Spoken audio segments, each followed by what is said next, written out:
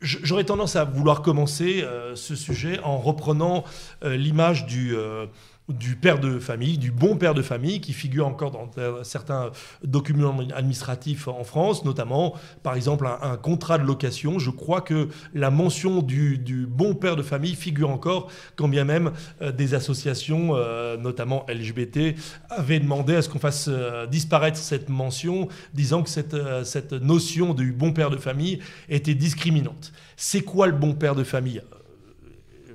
Ça pourrait être aussi la bonne mère de famille, parce que parfois, ce sont elles qui tiennent les cordons de la bourse. C'est quelqu'un qui fait en sorte que tous les mois, on ne dépense pas plus d'argent que l'on en fait rentrer.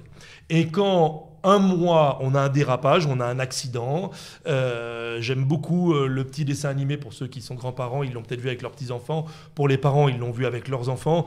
Vous avez le dessin animé de Disney, Là-haut, qui, je trouve, est très, très émouvant. Et au début, on voit un couple, c'est l'allégorie de leur vie qui défile. Et ils ont un pot en verre, genre pot à confiture, dans lequel ils mettent des pièces pour économiser.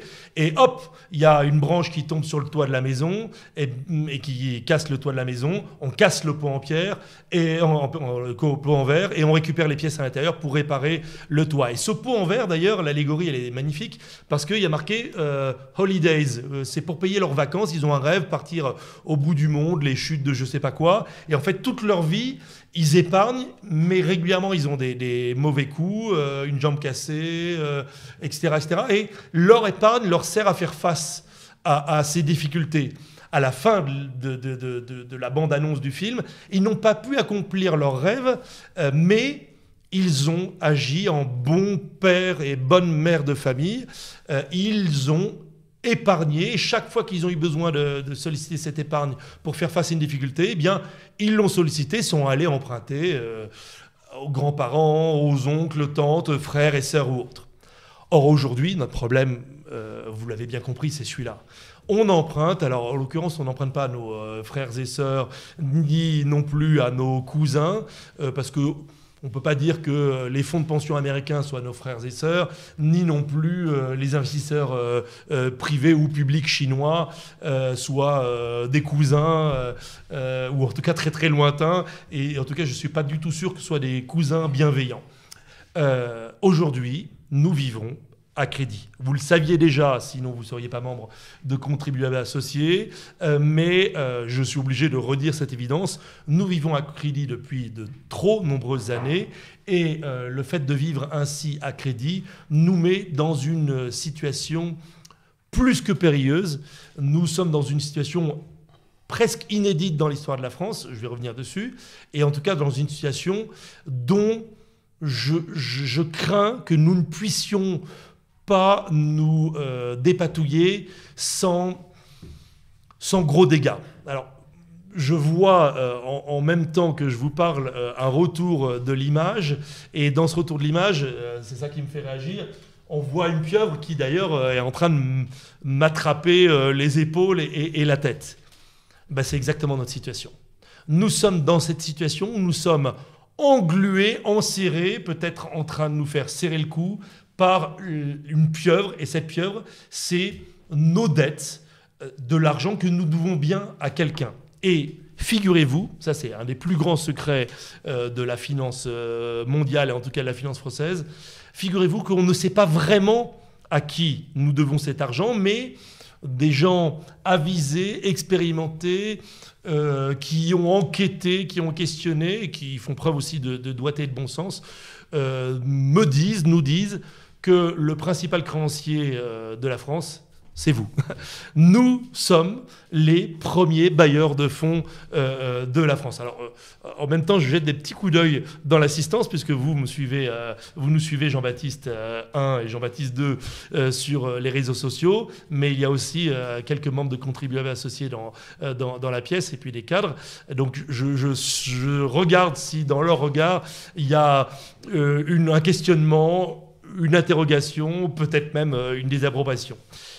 Ce chiffre, ou plutôt ce mystère de qui prête à l'État français, est un secret jalousement gardé, parce que si trop de gens prenaient conscience que, allez, Prenons l'assurance vie, parce que c'est quand même là où il y a le plus d'argent qui est caché et masqué. Si les contribuables français ou les citoyens français prenaient conscience, tous simultanément, ou même quelques pourcents de l'opinion française, que leur argent n'est absolument pas à l'abri dans un contrat d'assurance vie, eh bien, je crois qu'ils prendraient peur. Il y a plein de chiffres différents pour quantifier l'assurance vie, mais les derniers que j'ai en tête, c'est 1700 ou 1800 milliards d'euros qui sont placés en assurance vie et auxquels on peut ajouter quelques centaines de milliards encore d'euros. Je crois que le chiffre, c'est 2100 ou 2200 milliards. En gros, c'est l'histoire en unité de compte. J'ai jamais très bien compris la différence, mais il y a deux façons de mettre de l'argent de côté dans l'assurance vie. La plus sûre, entre guillemets, c'est les fameux 1700 milliards d'euros. Et puis, quand vous avez une gestion un petit peu plus dynamique, vous investissez une partie de votre assurance vie autrement, mais il y a des contraintes réglementaires et légales qui vous empêchent de faire tout ce que vous voulez. Et en gros, vous avez entre 1700 et 2100 à 2200 milliards d'euros d'argent placés par des Français sur des contrats d'assurance vie. Or, figurez-vous que l'immense majorité de cette somme d'argent, vous l'avez prêtée sans le savoir à l'État français. Vous l'avez prêtée parce que les banques qui vous ont fait, ou les assureurs qui vous ont fait souscrire à ces contrats d'assurance vie, eh bien, sont obligés, dans leur politique d'investissement, de mettre une certaine quantité, de mémoire c'est 60%, sont obligés de mettre une certaine quantité de cet argent que vous leur confiez dans des bons du Trésor et du Trésor français. Ils doivent aussi acheter des bons du Trésor américains, allemands, tout ce que vous voulez, mais la grosse partie de cette somme d'argent est prêtée à la France par des Français. Et donc, résultat des courses. Alors c'est très bien, on n'est pas si dépendant que ça d'investisseurs et de bailleurs de fonds étrangers, mais si ça casse, si ça craque, si ça casse, si ça pète, eh bien, c'est nous, Français, vous, investisseurs, épargnants français, qui paierez les premiers les pots cassés. Cette histoire s'est déjà produite à plusieurs reprises, en France et dans d'autres pays. Les Allemands ont été ruinés, des millions d'Allemands ont été ruinés par l'effondrement du Mark du temps de la République de Weimar, et ça gouverne encore aujourd'hui le fonctionnement de l'économie allemande, et cette très grande rigueur et cette très grande prudence de la Banque fédérale allemande et d'ailleurs des hommes et des femmes politiques allemands. Il ne vous aura peut-être pas échappé, et si ça vous a échappé, eh bien, je vous avertis aujourd'hui que le président de la BUBA, la Banque fédérale allemande, a démissionné de mémoire la semaine dernière ou il y a 15 jours du board de la Banque européenne. En disant ça n'est plus possible, on ne peut plus continuer à acheter ces fameuses, vous savez, les rachats d'actifs sur les marchés financiers. Peut-être que j'explique en quelques instants cette technique. En gros, on a dessiné dans les années 70 une loi française, mais dans d'autres pays on a fait la même chose. On a décidé assez brutalement que l'État ne pouvait pas se prêter de l'argent à lui-même. En faisant quoi? Eh bien, en disant à la Banque de France, fais tourner la planche à billets et prête-moi cet argent que tu as fabriqué pour boucler mes fins de mois. Donc, c'est une loi de mémoire dans les années 74 qui interdit à la Banque de France de fabriquer de l'argent pour le prêter à l'État français. Et on a reproduit ce mécanisme dans les traités européens en interdisant à la Banque centrale européenne, la BCE, elle-même de fabriquer de l'argent pour le prêter aux États membres. Mais quand est survenue la crise économique et financière de 2008-2009, eh bien, on a trouvé une ficelle. Comme la Banque centrale européenne n'avait pas le droit de prêter de l'argent directement aux États, on lui a créé quand même un moyen d'intervenir en lui disant « tu n'as pas le droit de prêter de l'argent directement, mais tu as le droit de racheter des bons du Trésor qui ont été déjà achetés par quelqu'un d'autre et dont ils veulent se débarrasser. » Et donc, aujourd'hui, le mécanisme, il est surréaliste quand on y réfléchit. Et pourtant, il y a des gens très brillants qui ont fait des très grandes études qui l'ont mis en place pour sauver le système, soyons très clairs. Le système aujourd'hui, c'est quoi ? La France a besoin d'argent tous les jours pour boucler ses fins de mois. On emprunte, bon an, mal an, 260 milliards d'euros sur les marchés financiers. Et donc tous les jours, 260 milliards d'euros, vous avez 250 jours ouvrables si on enlève les week-ends, les vacances, les cils, ça. On emprunte aussi pendant les vacances d'ailleurs. Et on emprunte aussi pendant les jours fériés qui ne sont pas fériés à l'étranger. Mais bon, il y a 250 jours ouvrables, il y a 260 milliards d'euros à emprunter tous les ans. Dites-vous que tous les ans, là, en ce moment, aujourd'hui, l'agence France Trésor a emprunté 1 milliard. En fait, aujourd'hui, elle n'a pas emprunté 1 milliard. Elle a peut-être plutôt lancé une campagne de 4 milliards ou 5 milliards aujourd'hui. Et puis demain, elle fera rien. Après-demain, elle ne fait rien. C'est le week-end. Et puis lundi, tiens, elle va peut-être encore emprunter 2 ou 3 milliards. De temps en temps, on dit, tiens, on va emprunter pour un sujet bien précis. Donc, on lance des émissions à 50 ans pour la croissance verte. Et donc, vous avez des investisseurs qui se positionnent et qui disent « Ah, super, je vais acheter des bons du Trésor français dédiés à la croissance verte et ils me rembourseront dans 50 ans. » Ou pas, d'ailleurs. Mais cet investisseur, si c'est la BNP Paribas, si c'est la Société Générale, si c'est LCL, si c'est AXA, très gros acheteurs de bons du Trésor français, qui l'achètent, tout va bien.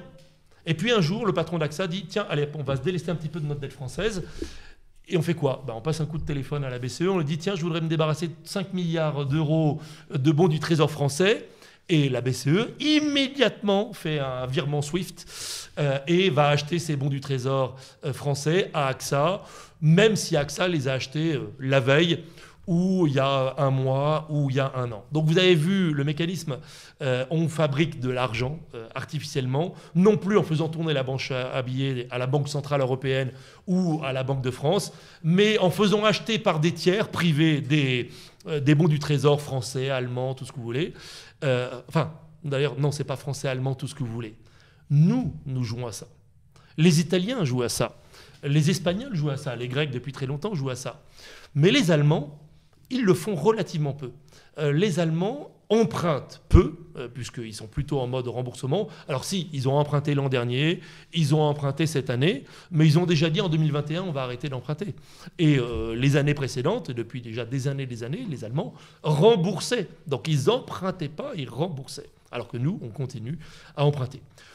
Bref, cette description de quelque chose que certains d'entre vous connaissent déjà et que d'autres n'ont pas appréhendé peut-être avec une explication aussi simple et basique et bien sûr, caricaturale. Ce que je vous décris là est à la fois caricatural et à la fois le strict reflet de la réalité. Simplement, vous ajoutez un peu plus de gars en costume cravate dans des bureaux à Francfort ou ailleurs, vous agitez un petit peu plus de paperasse, et en fait pas tellement, parce que tout ça c'est totalement dématérialisé, c'est vraiment la pression d'un bouton sur un clavier qui fait que on achète 5 milliards d'euros de bons du Trésor français à AXA, qui veut s'en débarrasser ce matin et qui a reçu 5 milliards d'euros de la Banque Centrale Européenne ce soir, en échange des bons du Trésor dématérialisés. C'est une écriture comptable dans un ordinateur. Donc tout cela, ça marche. Ça marche même super bien. La preuve, on passe la crise que nous sommes encore en train de vivre, celle du Covid, qui aurait dû mettre à genoux et même détruire des millions d'emplois et détruire des milliers de sociétés. Mais non, on en a sauvé beaucoup. On a sauvé beaucoup d'emplois en faisant quoi ? En faisant ce que je viens de vous décrire. En fabriquant artificiellement de l'argent qui est venu irriguer bien plus encore que les années précédentes l'économie française. Alors là, on m'a dit que je fais des digressions. Sur la petite note que vous m'avez donnée il y a 10 minutes, je n'avais pas les questions à l'avance, vous avez mis argent facile. L'argent facile, c'est quoi ? C'est de dire à, même moi, un entrepreneur, j'ai toujours Économie Matin qui existe, c'est une société avec des salariés, et il se trouve que nous, on n'a pas été trop impactés par la crise, mais j'ai une autre petite société personnelle, pour des activités qui me sont propres, de formation notamment ou autres. Du jour au lendemain, ça s'est arrêté. C'est-à-dire que mon chiffre d'affaires mensuel standard, du jour au lendemain, comme on était confiné chez soi, ça s'est arrêté. J'ai pas pu digitaliser mes offres de formation parce que c'est juste infaisable. Même si nous faisons une vidéo en ce moment et que vous me suivez en direct, Je vous assure que former les gens à des techniques de prise de parole, c'est une de mes casquettes. En vidéo, ça ne marche pas du tout. Il n'y a pas d'interactivité. D'ailleurs, l'interactivité, je la cherche dans cette salle. Je regarde les gens qui sont ici présents. Je regarde Jean-Baptiste Léon. Et là, qu'est-ce que je vois? Je vois un magnifique barbu et chevelu derrière une caméra et un écran où je me vois moi-même. Mais je ne vois pas les Gauthier, le barbu chevelu. Voilà, je ne vois pas les millions de demandes de contribuables associés du monde entier qui suivent ce live en direct. Et ça nuit à une activité de formation, vous en doutez bien. Mais donc, mon activité s'est arrêtée du jour au lendemain. Et d'un clic de souris, toujours pareil, le fameux clic sur un clavier, Bruno Le Maire a dit « mais ça va être très simple, vous allez demander une aide ».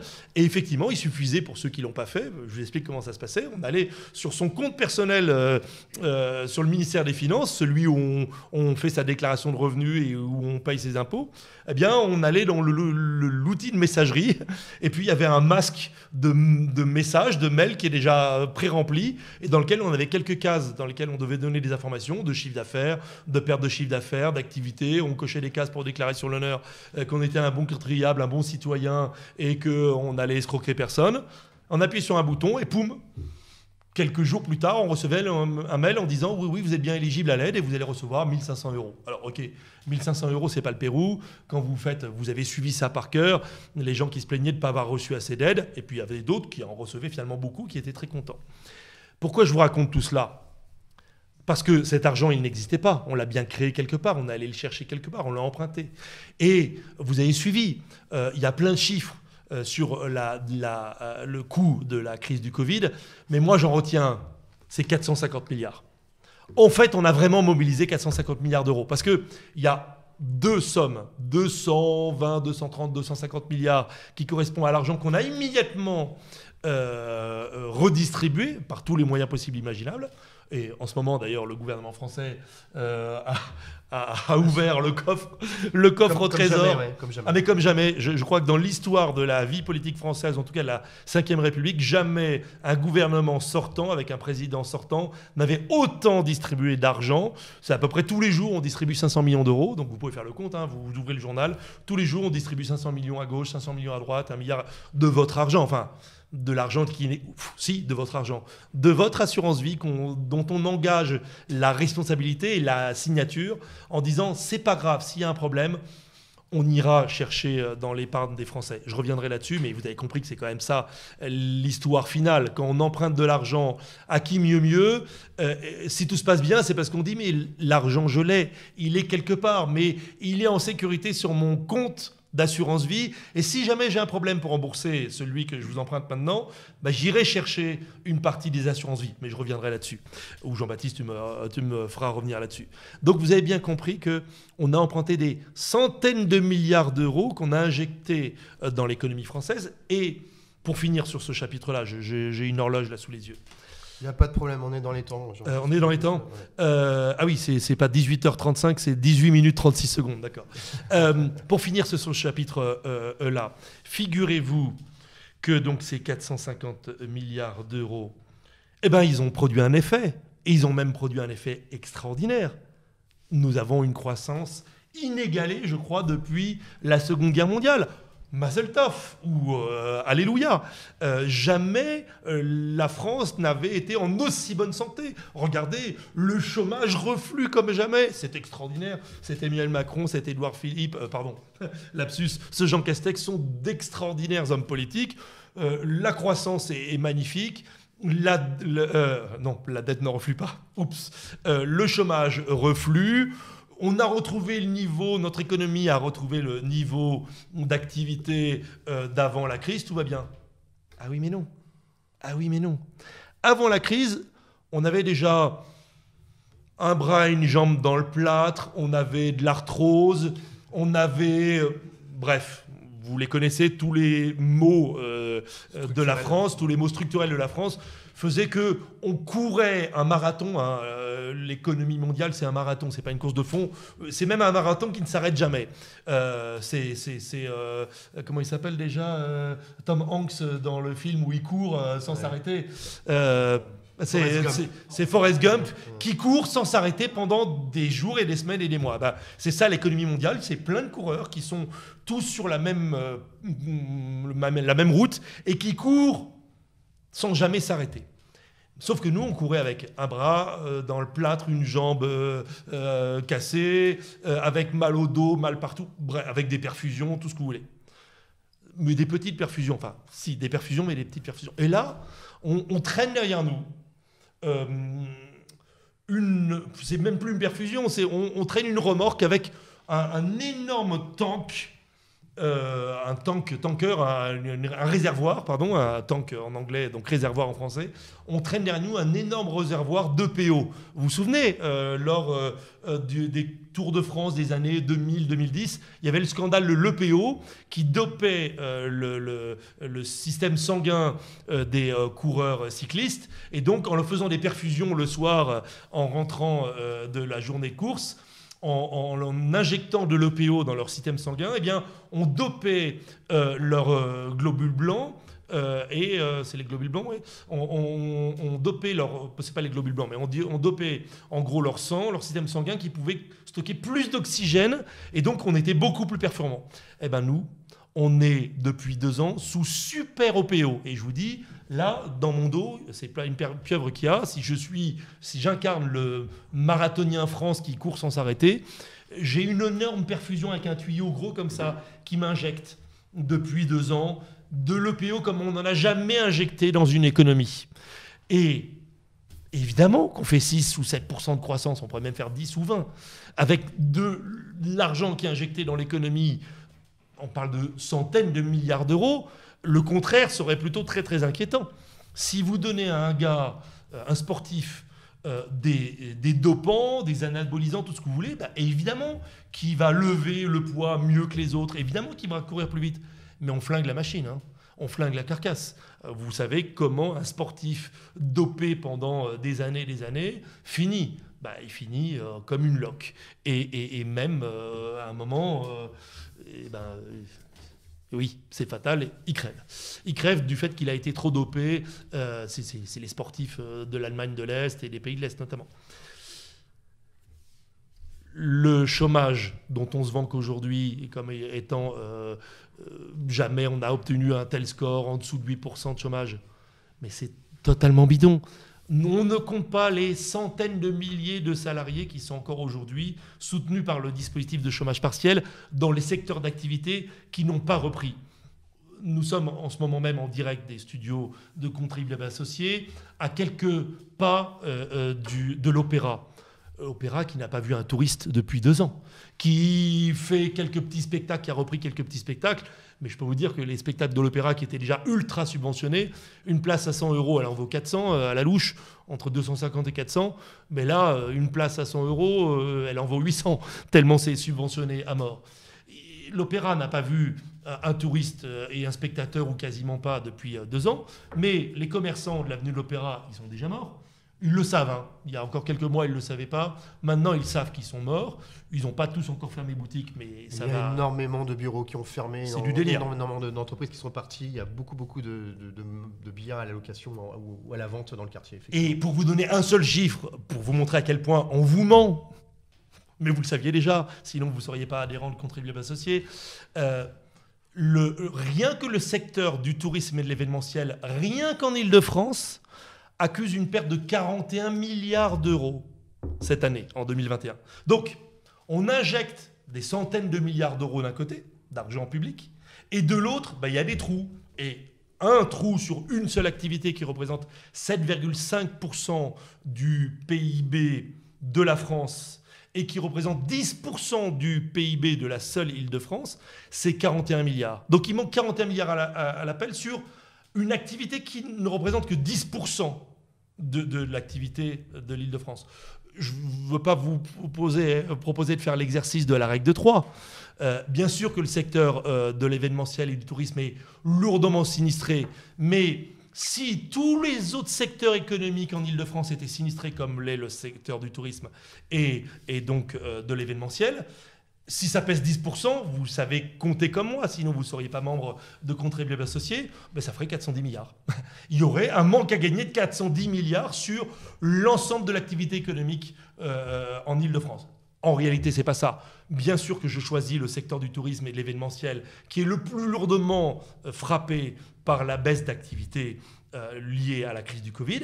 Manque 41 milliards d'euros pour l'Île-de-France, manque 150 milliards d'euros pour le tourisme en France, sans doute, et le tourisme et l'événementiel, encore une fois, mais il manque de l'argent partout, qui a été comblé par quoi? Par de l'argent qu'on a emprunté, et qu'on a emprunté à qui? À la BNP, à AXA, etc., qui se sont aussitôt fait refinancer par la Banque Centrale Européenne, qui prend en garantie quoi?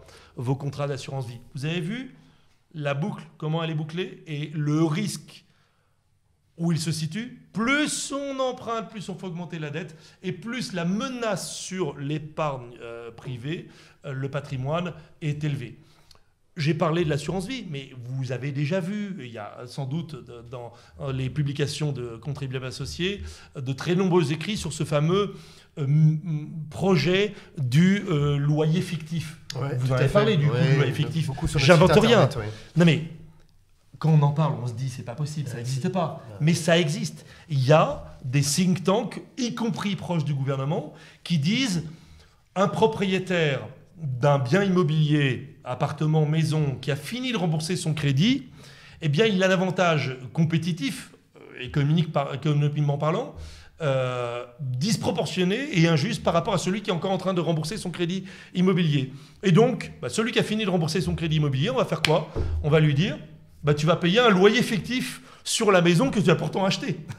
Des mecs très sérieux, des gens qui ont fait des études, qui ont fait des très grandes écoles, des écoles de commerce, l'ENA, HEC, Polytechnique, Sciences Po. On leur dit, OK, vous avez remboursé toute votre vie 3 000 € de crédit immobilier pour acheter votre appartement ou votre maison. Le crédit s'est arrêté le mois dernier. Et là, vous recevez un magnifique courrier en tête République française.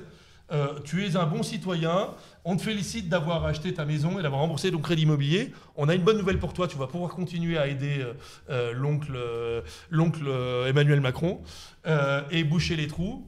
Allez, on te fait un cadeau, tu payes 3 000 € de crédit tous les mois pendant 20 ans. On te fait une ristourne, ce n'est que 1 500 € que tu nous verses tous les mois de loyer fictif parce qu'il faut que tu contribues à l'effort de la nation ou autre. Ça nous pend au nez. Je pense même que ça va arriver, c'est inéluctable qu'à un moment ou à un autre, pour rembourser la dette, on va adopter des mesures exceptionnelles. Et dans ces mesures exceptionnelles, on va aller capter une partie de l'épargne et notamment de l'assurance vie, et on va aller capter une partie du patrimoine non liquide, et en particulier du patrimoine immobilier. Le sketch de l'ISF et de l'IFI, qui est un sketch éminemment politique, et la promesse électoraliste d'Emmanuel Macron, que certains d'entre vous, peut-être d'ailleurs, ont cru sincère. Vous avez peut-être cru que vraiment Emmanuel Macron, le jeune banquier, était sincère quand il a dit qu'il supprimerait l'ISF et qu'il le remplacerait par l'IFI. Mais tout ça, c'est de la poudre aux yeux, c'est de la politique électoraliste. À un moment ou à un autre, il est, je ne peux pas dire qu'il est probablement certain, puisqu'il est certain qu'à un moment ou à un autre, on ira chercher les centaines de milliards qu'on devra rembourser à un moment donné, brutalement. Je n'ai pas dit les milliers de milliards, vous avez bien noté. J'ai parlé de centaines de milliards, parce qu'on ne va pas nous dire un jour, tiens, tu dois de 2400 milliards d'euros, fais un virement SWIFT pour demain, sinon on te saisit le château de Versailles, la Tour Eiffel, allez, la Côte d'Azur et tout. Non, il n'y a pas un super créancier qui arrive en disant je te saisis ta maison demain. Juste sur ces 2400 milliards d'euros, ça fait à peu près un peu plus de 40 000, entre 40 000 et 42 000 € par Français, par habitant de la France. Voilà. Merci de rappeler ce chiffre. Je me souviens avoir publié un numéro d'Économie Matin en 2006. On en était à combien à l'époque alors? C'était 28. On avait mis à la une du journal, c'était le rapport Pébro 2006. Vous vous souvenez? Le fameux rapport Pébro sur la dette que j'ai sorti de ma bibliothèque pour le relire, parce que je pense que le rapport... Qui est de qualité, en 2006, il dit c'est planté. Il dit c'est planté, stop. Et à l'époque, c'était 28 000 € par Français. Et là, on est à donc 42, 43. Ouais, On a dépassé les 42 000. D'ailleurs, je me demande même si on a l'équipe de fact-checking qui est capable de aller rechercher de combien était le montant de la dette en 2006, mais je me demande si ce n'est pas plutôt 18 000 et non pas 28 000 euros en 2006. Mais de mémoire, je crois que c'est 18 000 et non pas 28 000 euros qu'on devait rembourser en 2006. N'oubliez pas qu'il y a eu une spirale inflationniste de l'endettement public, et je crois qu'en 2006, c'était 18 000. Ce qui est beaucoup, hein, mais aujourd'hui, bon bref. Je crois que j'ai fait le tour de la facture de la dette et de l'argent facile. Je leur ai fait bien peur, mais en même temps, et encore une fois, on n'est pas membre de contribuables associés sans être conscient de ce qui est en train de se passer et de la menace et du risque qui... Un averti en vaut deux. Alors, passons à la seconde partie. Cette perte de sens des réalités d'une partie des élites, c'est l'un de vos chapitres extrêmement intéressants qui part d'événements qu'on a connus il y a quelques années en France, tout simplement ce phénomène des gilets jaunes.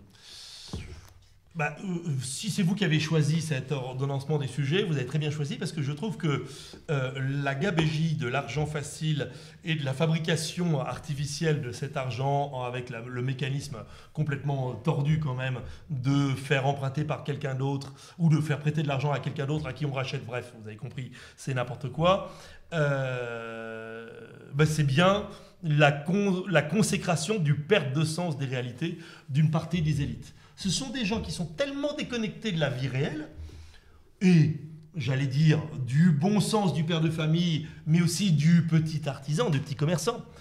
Évidemment que lorsque vous appelez Anne Hidalgo, je vais lui mettre un petit coup dans les chevilles là ce soir, mais évidemment lorsque vous appelez Anne Hidalgo et que vous travaillez dans son entourage, dans son cabinet, mais c'est vrai pour tout un tas d'autres hommes et femmes politiques hors sol, et que vous prenez une décision, puis une deuxième, puis une troisième décision qui impacte l'activité économique à Paris, vous n'avez pas une seule seconde conscience de ce que cela veut dire pour le petit droguiste qui était dans la rue de derrière, pour la boutique à touristes ou le magasin de parfums de l'avenue de l'Opéra. Je suis en train de vous parler de notre environnement direct. Nous sommes rue du 4 septembre à côté de l'Opéra. En face de l'Opéra, pour ceux qui connaissent Paris, même si on n'est qu'une fois, on la connaît, il y a la rue de l'Opéra, bordée de boutiques. Moi, il n'y a encore pas si longtemps de ça, Jean-Baptiste, je venais dans ce quartier où vous venez d'emménager d'ailleurs avec les locaux de contribuables associés. Je venais dans ce quartier, c'était noir de touristes. La place de l'Opéra était toujours noire de touristes et l'avenue de l'Opéra était noire de touristes et les boutiques vivaient de ces flux incessants de touristes, mais aussi de Parisiens et de Franciliens qui venaient. On venait avenue de l'Opéra dans ce quartier en voiture, on se garait en voiture dans le quartier. Aujourd'hui, il y a des plans en béton partout. Hors Covid, hein. Aujourd'hui, il y a des plans en béton partout. Et vous avez surtout, depuis des mois et des mois et des mois, des jeunes femmes en tailleur qui sont devant la porte vitrée de la boutique en train d'attendre un hypothétique client qui ne viendra pas. Et ça fait des mois que ça dure. Tout à fait. Et ces boutiques qui font partie, c'est vrai, on va peut-être pas les plaindre à des grands réseaux, vont fermer demain. Mais moi, ce que je plains, c'est la nana qui avait un boulot à la semaine, puis la nana qui faisait la permanence du soir, et celle qui travaillait le week-end. Qui d'ailleurs, bref, je vous passerai sur la façon le moyen de transport qu'elle devait utiliser ou autre. Anne Hidalgo et sa bande, en prenant des décisions qui impactent les circulations, les flux à Paris, ont tué des milliers d'entrepreneurs et tué des dizaines de milliers d'emplois à Paris. Mais si c'était que ça, c'est déjà révoltant, c'est scandaleux. Un jour, il y aura peut-être un tribunal qui incitera à comparaître ces hommes et ces femmes politiques qui ont pris des décisions qui ont ruiné des milliers, des dizaines de milliers, des centaines de milliers d'épargnants, d'entrepreneurs, d'investisseurs. Mais on le voit, les chiffres parlent d'eux-mêmes. Depuis des années, Paris se vide de sa population. Et qui est-ce qui part ? Avant, c'était les familles avec 3, 4 enfants. Là, je dînais l'autre soir chez une nana qui bosse dans l'immobilier et qui venait de visiter un appartement dans le coin un petit peu plus haut, dans le 9e, un très grand appartement, 180 mètres carrés. Et elle me disait, c'est une famille avec 5 ou 6 enfants. 180 mètres carrés à Paris, dans le 9e arrondissement, une famille avec 6 enfants. Moi, je dis chapeau au père de famille qui a tenu la barre aussi longtemps, parce que 180 mètres carrés à Paris dans le 9e, Il faut les payer. Hein. bon, faut les payer. Faut plusieurs vies pour payer cette somme-là. On est sur un ticket à 1,5 million, 1,6 million. Sortir 1,5 million avec 5 ou 6 loulous derrière, dont il faut payer les études et tout le reste. Faut dégager, hein, faut gagner de l'argent. Hein. C'est pas aussi simple que ça. Eh ben, elle m'a dit, l'appartement, c'était pas un taudis, mais il y a énormément de travaux pour le remettre en état parce que il est dans son jus. Et qu'est-ce qu'ils font ? Ils partent. Ils partent parce qu'ils tiennent plus à Paris, ils peuvent plus vivre à Paris. Et ils s'éloignent et on ne s'arrête pas à la première couronne maintenant.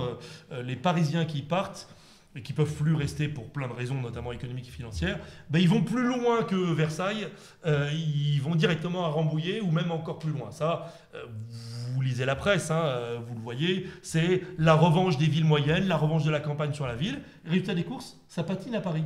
Ça y est, on a atteint sans doute un point haut, ou probablement, sauf pour les biens d'exception. Pour le coup, j'ai aussi vu passer cet article qui dit que pour le coup, les biens d'exception, alors c'est la fête. Hein. Et qui achète des biens d'exception ? Les étrangers ? Les Américains, les Russes, tous les Australiens qui achètent, ils ont tous leur loft à Paris, et donc on achète le fameux appartement de 180 mètres carrés dans le 9e arrondissement. Il va y avoir 300 000 euros, 400 000 euros de travaux. Il va être proposé à 2,2 millions avec des prestations exceptionnelles à un Américain pour qui c'est, ou un Australien ou un Russe pour qui c'est juste une signature au bout d'un papier. Et puis il viendra 1 semaine ou 2 semaines par an. C'est ça Paris.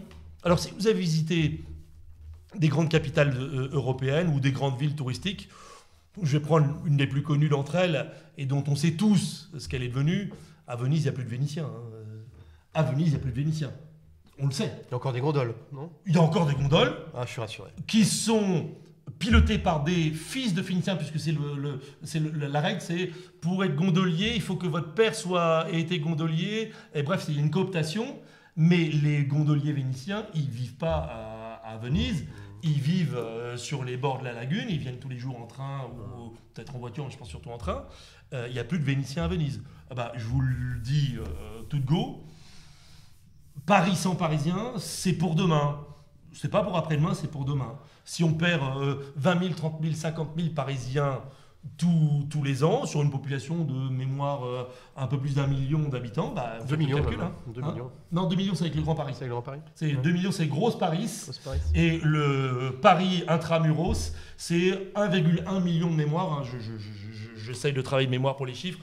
Si un de vos internautes trouve un autre chiffre et qui nous le donne et que je me suis gouré de quelques pouillèmes derrière la virgule, mais enfin, une réalité, c'est qu'il y a 20 000, 30 000, 50 000 Parisiens qui partent tous les ans et qui ne sont pas remplacés, et leur logement qu'ils mettent en vente, leur patrimoine qu'ils mettent en vente, ou la location qu'ils lâchent, va être repris par un étranger qui va en faire un de ses X pied-à-terre dans une des grandes capitales du monde où il faut avoir un pied-à-terre.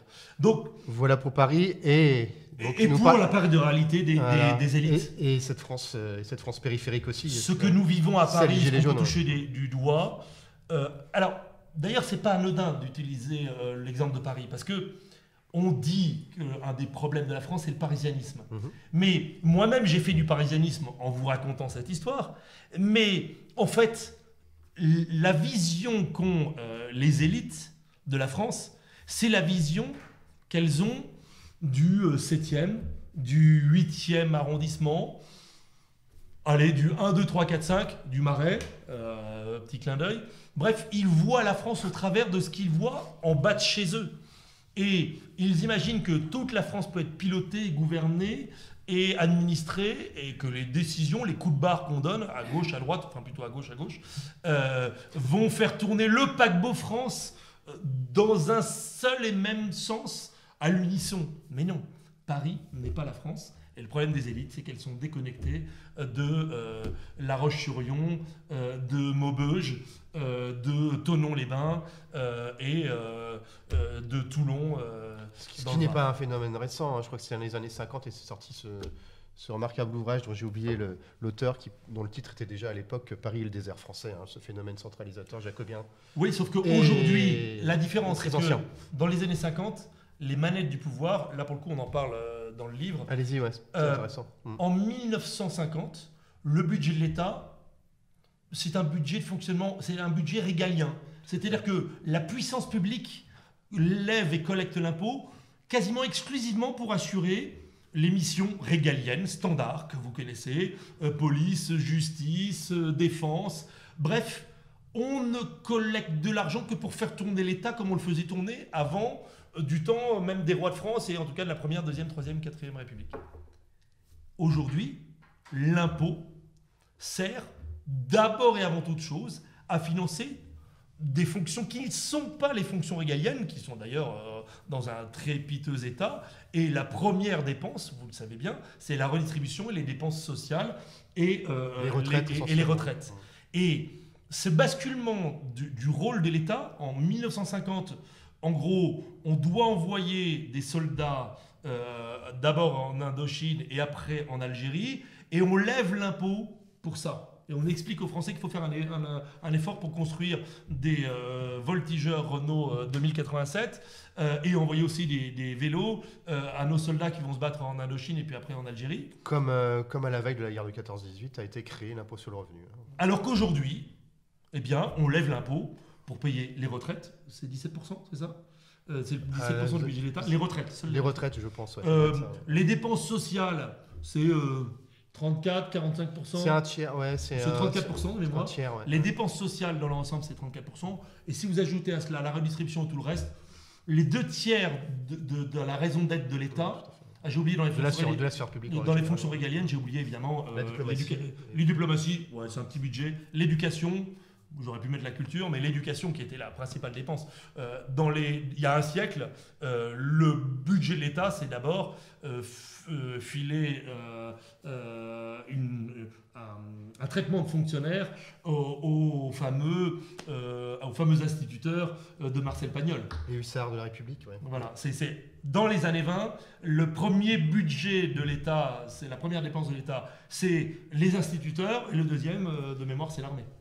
Et après la guerre, en 50, vous le rappelez aussi, les débuts des années de Gaulle, l'État dépensait évidemment, mais dans une politique assez particulière qu'on ne voit plus aujourd'hui, selon vous, qui est la politique nataliste de l'État français de l'époque. Chose que vous regrettez. Alors, on va y aller parce que le troisième sujet est le mythe de la retraite pour tous, et les sujets sont forcément connexes. Parce qu'il faut savoir, je le disais en début d'émission, que vraiment cette dimension, ce questionnement autour de la démographie et de la natalité est vraiment le fil rouge et extrêmement intéressant dans votre ouvrage. C'est marrant parce que la retraite, je crois que c'est le chapitre 2 de notre livre. Je ne crois pas, je sais que c'est... Voilà, chapitre 2 de notre livre, le mythe de la retraite pour tous. Je peux m'approcher de l'écran et vous pouvez voir ou pas, si c'est pas trop flou, le mythe de la retraite pour tous, c'est bien le chapitre 2. Et le chapitre 11 de mémoire, non, c'est le chapitre 10, la disparition programmée des peuples européens, qui est une autre manière de parler de l'effondrement de notre natalité, qui est, je l'assume dans cette vidéo, une autre manière de parler d'un autre sujet qui est très à la mode en ce moment, c'est le grand remplacement. Mais je peux le dire parce que maintenant il y a un sondage qui dit. Allez-y, il y a un sondage qui dit que 67% des Français y croient.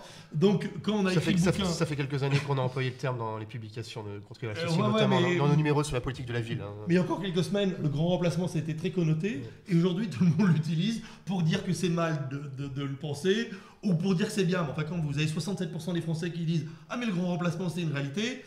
Tout d'un coup, il y a des mecs qui se disent ah ben, peut-être qu'on va pouvoir utiliser ce terme-là. Je ne suis pas sûr qu'on a utilisé le grand remplacement dans le bouquin, mais retenez la disparition programmée des peuples européens. Tout est dans le titre. Hein. La disparition programmée des peuples européens, c'est à partir du moment où 2 êtres humains, je vous rappelle, petit cours de biologie, mais il faut un homme et une femme pour pouvoir donner naissance à un petit homme. C'est comme ça que ça marche depuis quelques millénaires, et c'est comme ça que ça marche encore majoritairement aujourd'hui pour faire des enfants, nonobstant ceux qui voudraient croire le contraire. Mais donc vous avez 98 ou 99% des enfants, peut-être 99,5% des enfants qui sont conçus par un papa et une maman. Et puis, vous en avez quelques milliers, et tant mieux, qui sont conçus avec un coup de main de la science pour les parents qui ont des problèmes de stérilité. Mais donc, quand vous avez un papa et une maman, je le répète encore une fois pour ceux qui n'auraient pas compris, qui font un petit homme, on a un petit problème mathématique. Parce que quand 2 font 1, 1 plus 0, c'est les mathématiques. Alors 1 plus 0, ça fait encore 1 de mémoire. Mais en démographie, je vais monter à l'étage du dessus, quand vous avez 8 Français, 4 femmes et 4 hommes qui s'unissent et qui font 4 enfants, en espérant que ce soit 2 hommes et 2 femmes, à l'étage en dessous, ça en fait plus que 2, et l'étage en dessous, il n'y a plus. Et je caricature, mais à peine. Avec notre taux de natalité catastrophique, qui est bien inférieur à notre taux de natalité officiel, puisque le taux de natalité français, comptablement, prend en compte toutes les naissances sur le territoire français. Là aussi, c'est pas moi qui le dis, hein. C'est le rapport France Stratégie, remis au Premier ministre en 2019, qui comptabilise consciencieusement le nombre de naissances d'origine étrangère, première génération, puisqu'on ne peut pas décompter la deuxième génération. Et de mémoire, ce chiffre est de 35%. C'est-à-dire qu'en France, aujourd'hui, un enfant sur 3 a au moins un de ses 2 parents d'origine étrangère. L'origine étrangère, c'est est né dans un autre pays. Hein. Donc c'est bien une origine étrangère. On ne parle pas d'immigrés installés sur le territoire français. 31 enfants sur 3. Là, aujourd'hui, un tiers des enfants qui sont nés aujourd'hui en France, ce jeudi 4 novembre 2021, sont nés d'un papa ou d'une maman qui lui-même est né dans un autre pays. Et ça, c'est à l'échelle française, mais la Seine-Saint-Denis, c'est pas moi qui le dis, c'est le rapport France Stratégie remis au Premier ministre, hein, c'est vrai, hein, Jean-Baptiste, j'étais sûr. C'est 80% en Seine-Saint-Denis. Et de mémoire, un article de fact-checking du Figaro nous dit que 75 villes en France ont dépassé le seuil de 50% de naissances d'origine immigrée. Il y a 75 villes de toutes les tailles, on ne compte pas évidemment les villages de 50 habitants, parce que d'ailleurs là-bas, il n'y a pas de problème. Mais il y a 75 villes de taille moyenne dans lesquelles, depuis plusieurs années déjà, le seuil des 50% de naissances d'origine étrangère est comptabilisé. Donc, revenons sur notre taux de natalité. Le taux de natalité dont on nous dit qu'il est à 1,83, 1,85, 1,87, je ne sais plus quel est le dernier chiffre.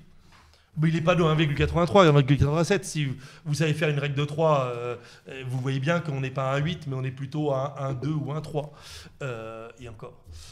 Et dans 1,2, 1,3, sans susciter de polémique ici, vous n'allez pas me traiter de tous les noms ici, mais dans les 1,2 et 1,3, on a aussi des naissances qui sont des naissances d'origine extra-européenne, puisqu'on est sur la deuxième génération d'immigrés, qui sont français sans aucun doute de droit, puisque c'est le droit du sol qui s'applique. Mais donc, pour répondre à Pauline de Malherbe qui dit « Mais en quoi c'est grave que les Français de souche deviennent minoritaires dans notre pays ?»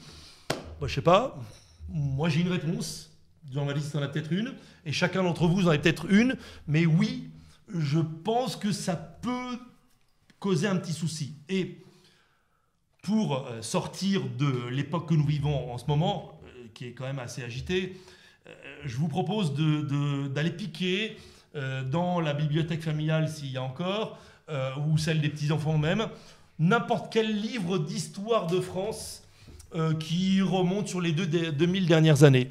Moi, je l'ai fait encore cette semaine, pas du tout pour préparer... L'histoire de France de Jacques Bainville, par exemple, c'est la plus connue, on va dire. Mais Jean-Baptiste... Oui.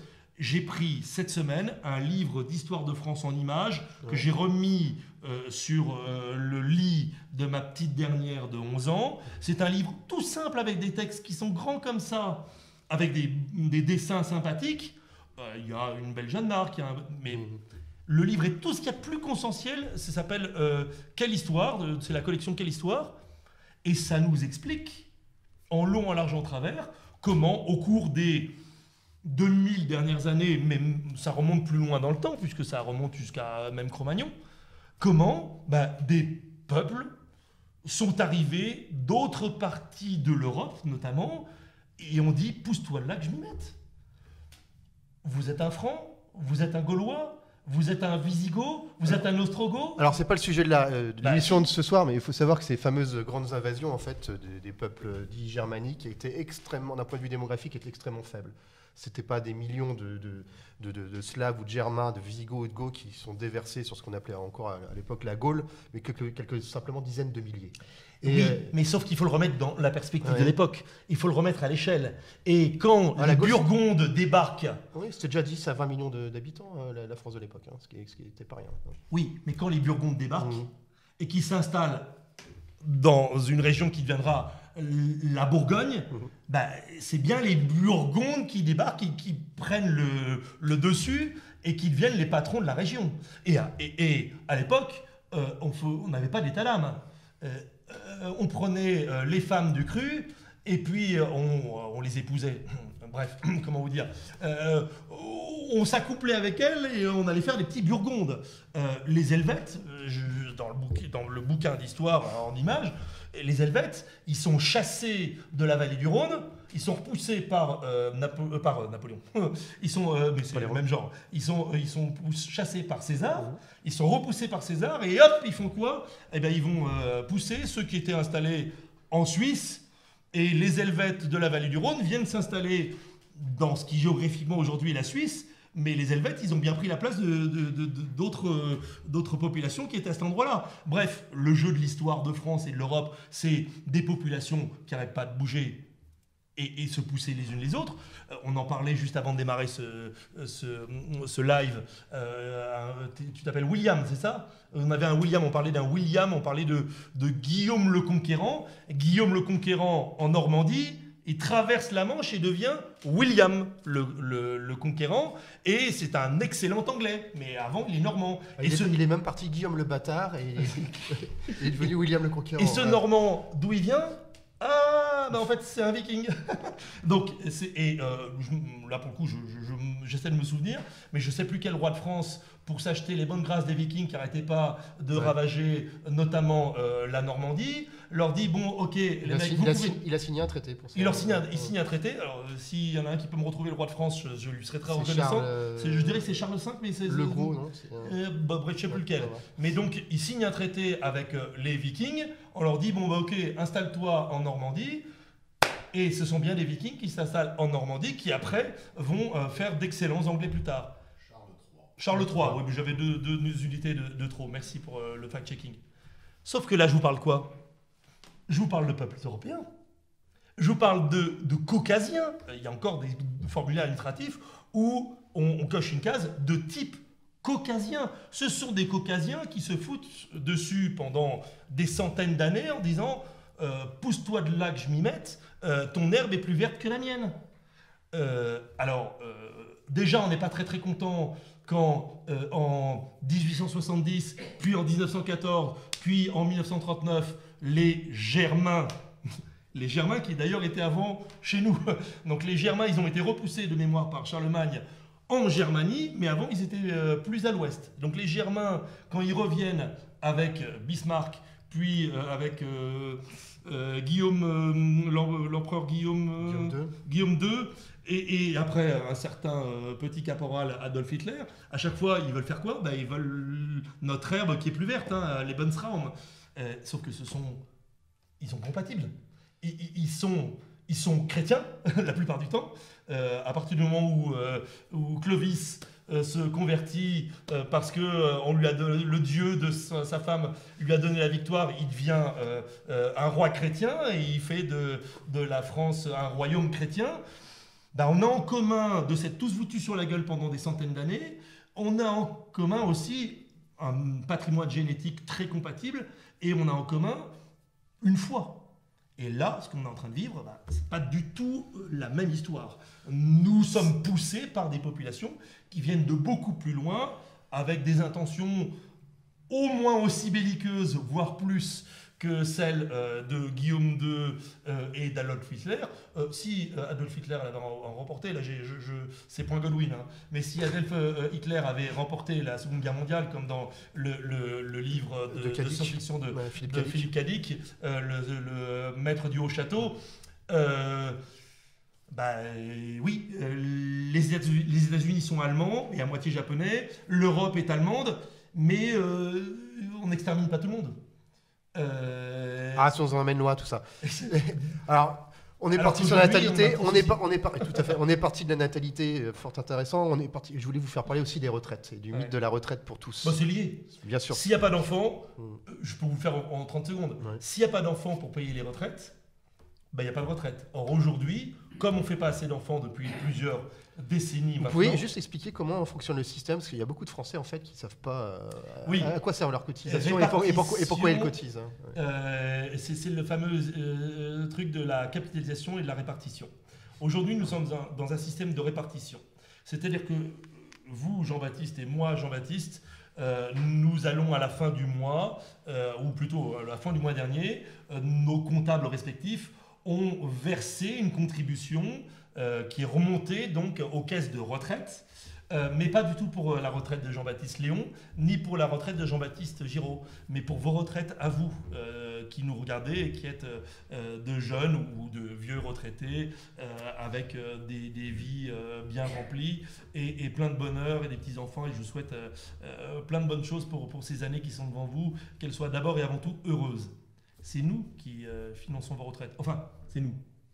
On en paye 70% parce que, vous voyez, Jean-Baptiste 1 et Jean-Baptiste 2, en fait, c'est même pas Jean-Baptiste 1 et Jean-Baptiste 2 qui pédalent pour payer la retraite de l'un d'entre vous. C'est un Jean-Baptiste Léon en entier et c'est 70% de Jean-Baptiste Giraud qui paye la retraite de l'un d'entre vous.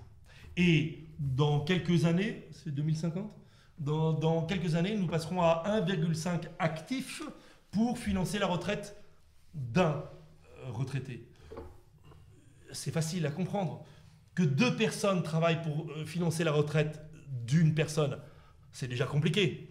Que 1,7 travaille pour financer la retraite d'un retraité, c'est encore plus compliqué. C'est pour ça qu'il faut emprunter de l'argent. Et demain, on se dirige vers 1,5 actifs. Donc un Jean-Baptiste Léon en entier et un demi Jean-Baptiste Giraud, c'est efficace un demi Jean-Baptiste Giraud, il y a de l'énergie, ça devrait financer demain votre retraite. Vous voyez bien que ça passe pas. C'est pour ça qu'on emprunte 30%. Si vous recevez 3 000 euros de pension de retraite, vous avez vu, là il y a un présentateur télé dont le nom m'échappe, bien connu, Lafont, qui dit... Avec 3 500 euros, je m'en sors pas. Patrice Lafont. Patrice Lafont, il dit avec 3 500 euros par mois, je m'en sors pas. Mon train de vie, c'est 10 000 euros. Alors, comment dire, Patrice, si tu nous écoutes, on va pouvoir faire une petite pastille pour. On va peut-être faire une petite pastille pour les réseaux sociaux. Hein, mais Patrice Lafont, si tu nous écoutes, avec 3 500 euros, on peut bien vivre, on s'en sort très très bien. Donc, revois ton train de vie, demande à un coach de vie comment on s'en sort avec 3 500 euros. 10 000 euros, c'est pas indispensable. Je pense que tu dois arrêter de fumer si tu fumes. Tu dois arrêter d'aller dans les grands restaurants 3 fois par semaine. Fais-toi inviter plutôt que d'inviter toi-même. Change de taille d'appartement, change de voiture. Mais avec 3 500 euros, tu t'en sortiras très très bien. Appelle-nous Jean-Baptiste Léon et Jean-Baptiste Giraud et on va te refaire ton petit budget aux petits oignons et même mieux, on va pouvoir te permettre d'épargner ou de donner un petit peu d'argent à tes petits-enfants pour les aider à s'en sortir. Mais ça, c'est 3 500 euros. Si on a moins, évidemment, c'est plus compliqué. En tout cas, sur les 3 500 euros de Patrice Lafont, il y en a un tiers, un peu plus de 1 000 euros qui ont été empruntés. Et c'est comme ça tous les mois, depuis des années, et ça ne va qu'en s'aggravant. Donc, c'est limpide. Ça ne tient pas la route. Il faut plus de cotisants actifs pour financer mieux les retraites. La solution de l'ONU et la solution de la Commission européenne, on en parle 2 secondes ? Allez-y. L'immigration. Bah oui, c'est évident. Il suffit de faire rentrer des jeunes fringants immigrés dans la force de l'âge, prêts à laver la vaisselle dans les restaurants, je prends tous les poncifs, hein. Laver la vaisselle dans les restaurants, pousser des Fenwick dans les réserves des supermarchés, et je vous donne tous les emplois pénibles que les Français ne voudraient plus occuper, dit-on. Le problème, c'est que le taux d'emploi des immigrés est bien moindre de celui des Français. C'est simple, le ratio, c'est 8%, moins de 8% pour les Français, et c'est 14% pour les personnes d'origine immigrée. Donc il y a 2 fois plus de chômage chez les personnes d'origine immigrée. Mais l'ensemble de l'immigration, le chiffre que vous entendez régulièrement sur les plateaux télé et radio en ce moment, il donne le tournis. Vous avez 40% des personnes d'origine immigrée actives qui sont sans emploi. Donc on a bien... oui, on a bien 60% des immigrés actifs qui travaillent et 40% qui vivent des systèmes redistributifs. Ça, c'est une réalité comptable, incontestable, dont on ne peut pas dire que ce n'est pas la réalité. Et il y avait un autre chiffre qui est répété souvent et qui me revenait à l'esprit. Mais c'est pas grave, il ne me revient plus sur l'instant. Mais bref, retenez que ça ne fonctionne pas. On ne peut pas se dire il suffit de faire rentrer tous les ans 1 million ou 2 millions d'immigrés pour que ceux-ci se mettent à travailler et résolvent notre problème de système de retraite. Ça ne marche pas. C'est une réalité comptable. Dernier aspect et thème évoqué ce soir, les pénuries et la crise. Alors, je sais que c'est un sujet que vous maîtrisez particulièrement bien, notamment toutes ces questions de transition énergétique. Vous avez fait un chapitre dans ce numéro. On a bien vu l'explosion récente du prix des carburants, du gaz et autres. Et vous avez des vues extrêmement intéressantes sur le sujet. On aimerait vous entendre. Je vous remets la couverture. Alors sous la couverture, vous voyez, ça fait pas de doute, c'est une bombe atomique avec un euro. On aurait pu mettre une livre, un yen, un dollar, tout ce que vous voulez qui explose. Mais enfin, ça renvoie quand même à l'énergie, indépendamment de renvoyer à la guerre. Notre chapitre 9 s'intitule « Transition énergétique, le troisième choc ». Le bouquin est sorti fin septembre. On est début novembre. Lorsque on écrit un livre, pour ceux qui ne savent pas comment ça fonctionne, le process d'écriture d'un livre, je ne l'ai pas écrit avec Jacques Bichot entre le 15 et le 30 août. On s'y est mis au mois de décembre dernier. Et le chapitre transition énergétique, qui me tenait particulièrement à cœur et que j'ai rédigé à 80-90%, je l'ai attaqué en décembre dernier. En décembre dernier, ceux qui sont chauffés au fioul, souvenez-vous combien vous payiez à l'époque votre litre de fioul. On était passé sous les 70 centimes le litre. Jamais le fioul domestique avait été aussi peu cher. En décembre dernier, lorsque vous faisiez le plein de votre voiture, le plein d'essence, c'était la fête. On avait un diesel qui était en train de s'approcher de l'euro. On pouvait trouver des stations-service où le litre de diesel était à 1,09 €. Alors bien sûr, c'est la conséquence de la crise, l'effondrement de la demande en énergie. L'électricité était gratuite. Bref, sauf que le prix de l'électricité ne fluctue pas de la même manière. Le gaz, j'ai fait le plein de gaz, j'ai une cuve à gaz chez moi à la campagne. Le gaz aussi était super pas cher. Ça, c'était il y a 9 mois, 10 mois. Et il y a 9 mois, 10 mois, j'écris ce bouquin. Et notamment, je m'attaque au dossier, le chapitre transition énergétique, le troisième choc. Et qu'est-ce qu'on annonce dans ce bouquin?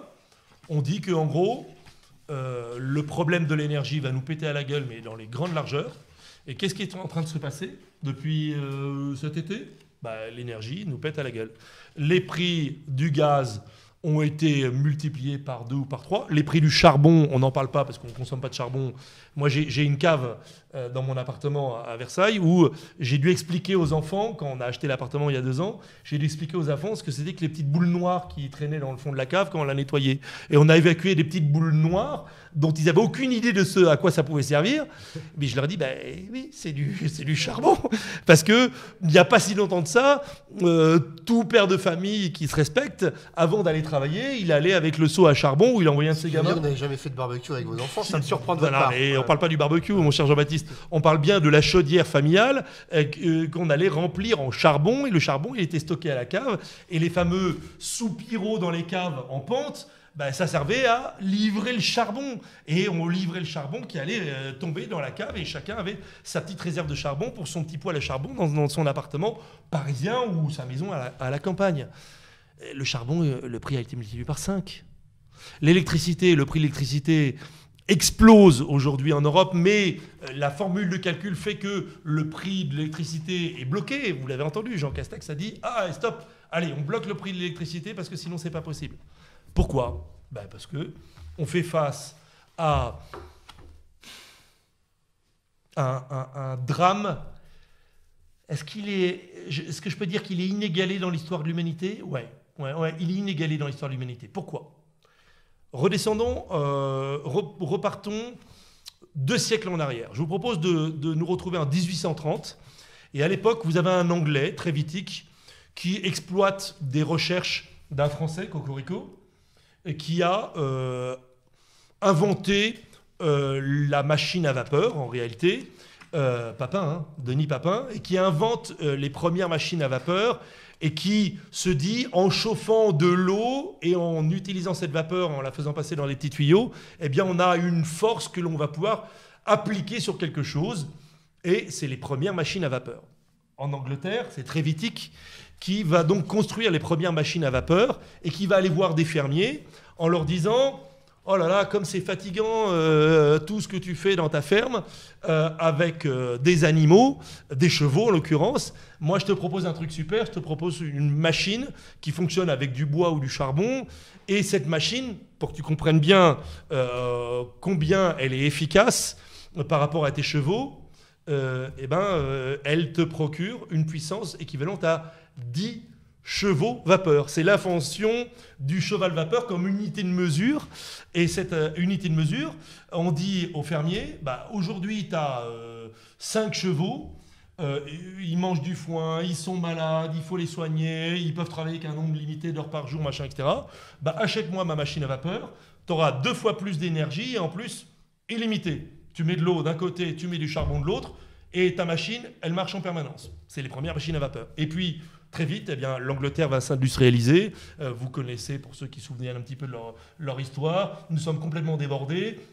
Heureusement, Napoléon III arrive et raccroche le wagon France à la révolution industrielle. On a du retard sur nos voisins anglais, mais c'est la révolution industrielle, l'opulence. C'est vraiment une période faste pour la France et la Troisième République, puis le Troisième Empire. L'Empire et la Troisième République après. Voilà, c'est une période extraordinaire. Et bien sûr, il y a des guerres. Bien sûr, il y a des périodes très compliquées dans l'histoire de l'humanité et en particulier de l'histoire européenne, parce que pour le coup, les Américains, ils n'ont pas souffert comme nous avons souffert en Europe. C'est l'énergie. Si nous avons vécu tout ce que nous avons pu vivre depuis 1830 jusqu'à envoyer un homme dans l'espace et aujourd'hui à regarder Elon Musk, le gars de Virgin Galactic et Jeff Bezos envoyer les touristes dans l'espace avec des gens qui vous disent « Ah là là, la fusée qui envoie 5 touristes dans l'espace, c'est l'équivalent de X milliers de voitures qui consomment de l'essence pendant un an. » C'est de l'énergie tout ça. C'est parce que l'énergie est abondante, opulente et illimitée. Cette ère est en train de s'achever. Mais elle ne s'achève pas parce qu'il n'y en a plus. Elle s'achève parce qu'il y a un gars qui a tapé sur l'épaule, vas-y tape-moi sur l'épaule, arrête de consommer de l'énergie, tu flingues la planète, éteins la lumière, gare ta voiture, deviens sobre. Alors, moi, en soi, je trouve ça très bien. Je suis passé d'une chaudière au fioul à une chaudière à gaz. J'ai vu, évidemment, le bénéfice. Et bien sûr, la chaudière à gaz moderne est beaucoup plus performante que la chaudière à fioul qui avait 30 ou 40 ans. Mais aujourd'hui, il ne vous a pas échappé qu'on dit maintenant aux Français interdiction d'installation de chaudières à gaz, de système de chauffage à gaz à partir, alors la date a été décalée, mais je crois que c'est à partir du 1er janvier l'an prochain, on n'a plus le droit d'installer une chaudière à gaz. Et on dit quoi aux Français, Jean-Baptiste ? Se chauffer au nucléaire ? Non, on n'ose pas. Électricité. Non, à l'époque on leur disait pas installe une pompe à chaleur ou des convecteurs électriques chez toi. On leur disait pas chauffe-toi au nucléaire, parce que je vous rappelle qu'il y a encore 3 mois, le nucléaire c'était sale, c'était tabou, c'était mal. C'était le mal absolu. C'est vrai que Barbara Pompili a eu des déclarations fracassantes. Non, mais Jean-Baptiste, franchement, il y a 3 mois, avant l'été, au mois de juin, si je vous avais dit la solution c'est le nucléaire, vous m'aurez dit non, Jean-Baptiste, tu ne peux pas dire ça, c'est mal, le nucléaire c'est mal. Et aujourd'hui. C'est pas ce que je pense pourtant. Non, mais aujourd'hui, vous avez un Emmanuel Macron qui dit « Ah putain, le nucléaire !» C'est le mec qui a fermé Fessenheim quand même. « Le nucléaire, c'est trop génial, on va mettre de l'argent partout, on va construire 6 EPR, on construit des petits réacteurs nucléaires partout, et le nucléaire, c'est la fête. » Le problème, c'est que c'est planté. C'est-à-dire qu'on ne construira pas assez de réacteurs nucléaires assez vite pour faire face à la demande d'énergie qui est la nôtre, sachant que dans le même temps, le gaz, le prix va continuer à exploser. Ça va peut-être faire encore comme ça, mais on aura toujours un problème du gaz, notamment parce que le gaz, il faut l'acheminer. On aura toujours un problème. Alors le charbon, ce n'est pas notre problème, mais c'est le problème des Allemands. C'est surtout le problème des Chinois. Comprenez quand même que la Chine, qui est l'usine du monde, arrête des usines depuis plusieurs semaines maintenant. Il y a un représentant du parti communiste chinois qui arrive à la porte de l'usine avec son mégaphone qui dit c'est du chinois.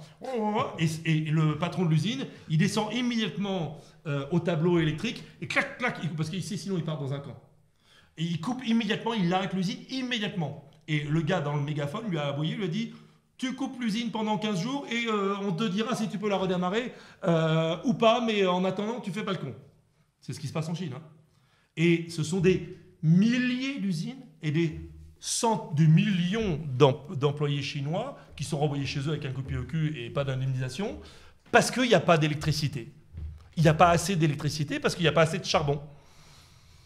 Et ben voilà. Ce qui arrive en Chine, alors que c'est un État centralisé, avec une planification centralisée, ce qui arrive en Chine est en train d'arriver chez nous, en Europe, en France, et quand bien même on a le nucléaire, je vous rappelle qu'on le vend à nos voisins, hein, la centrale de Fessenheim, elle alimentait en électricité nos voisins allemands, eh bien, notre énergie nucléaire ne veut pas tout, pour une bonne et simple raison, c'est que on confond, et ça fait, vous pouvez retrouver plusieurs de mes vidéos, interventions dans plein de médias différents sur Internet, notamment sur Europe 1 avec mon ami Dimitri Pavlenko, où il m'invite pour parler spécifiquement de ce sujet de l'énergie. On confond énergie et électricité. La transition énergétique dont on nous rebat les oreilles depuis des années, peut-être même une décennie, on nous dit la transition énergétique c'est facile, il suffit de mettre des éoliennes. Maintenant le nouveau truc c'est les éoliennes en mer. Il suffit de mettre des éoliennes et des panneaux solaires. Et le problème est résolu, on n'a plus besoin des énergies fossiles. Sauf qu'à l'échelle de la planète, après je vais descendre à l'échelle française, à l'échelle de la planète, en ce moment même, à l'instant où je vous parle, 92% de l'énergie utilisée par l'homme, puisque c'est l'homme qui appuie sur un bouton pour démarrer une machine, pour démarrer une voiture, pour faire naviguer un navire, pour faire voler un avion, pour faire fonctionner une centrale électrique, 92% de l'énergie consommée à cet instant T est une énergie fossile. Vous m'entendez bien, c'est 92%. Pourquoi 92% ? Parce que 80% de l'énergie dans le monde, consommée à l'instant T, c'est de l'énergie carbonée primaire. Donc, il y a un mec qui fait le plein de son réservoir d'essence ou du camion. Il y a un paquebot qui fait le plein de fuel. Il y a une centrale ou une usine qui fonctionne avec du fuel ou avec du charbon. Et puis, vous avez des turbines à gaz et plein de trucs qui tournent avec du gaz. On utilise beaucoup le gaz pour se chauffer. Ça, c'est 80% d'énergie primaire. Mais les 20% qui restent, c'est quoi ? C'est l'électricité, évidemment. Sauf que dans ces 20% d'électricité, 59% sont fabriqués avec une énergie carbonée. Donc, 6 usines qui produisent de l'électricité sur 10 utilisent du charbon, du gaz et un tout petit peu de pétrole, c'est marginal. Mais l'immense majorité des usines qui fabriquent de l'électricité à l'instant T sont des usines qui fonctionnent avec du charbon ou qui fonctionnent avec du gaz. Donc, résultat des courses, en ce moment même, il y a bien 92% de l'énergie qui fait tourner la planète, qui alimente les serveurs informatiques qui nous permettent de tenir ce live vidéo, qui alimente votre ordinateur. Alors, il se trouve que les serveurs informatiques qui permettent de faire fonctionner ce live, il y a de fortes chances qu'ils tournent au charbon. Et il y a de fortes chances que... Il tourne tellement au charbon qu'on a eu des soucis techniques. Ouais. Mais le live vidéo que nous faisons en ce moment ensemble, il tourne grâce au charbon pour l'essentiel. Je caricature à peine. Pourquoi? Parce que c'est YouTube, et parce que YouTube, c'est les États-Unis. Et bref, bon, je vous passe les détails, mais c'est charbon ou gaz. Et votre ordinateur, lui, il tourne à 70% d'énergie nucléaire. Alléluia, cocorico. Mais vous comprenez bien que si on vous dit la transition énergétique, c'est facile, c'est automatique, il suffit de passer à l'électricité, là, vous avez le tableau.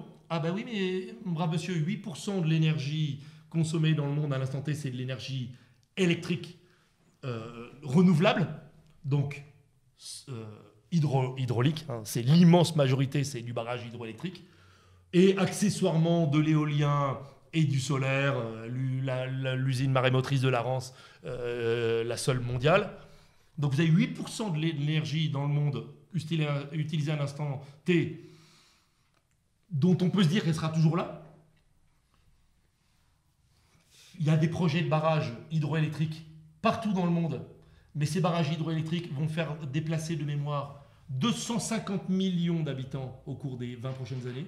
Il y a 250 millions de personnes dans le monde à qui on va dire, tiens, prends ton baluchon, prends ton gosse sous le bras, casse-toi.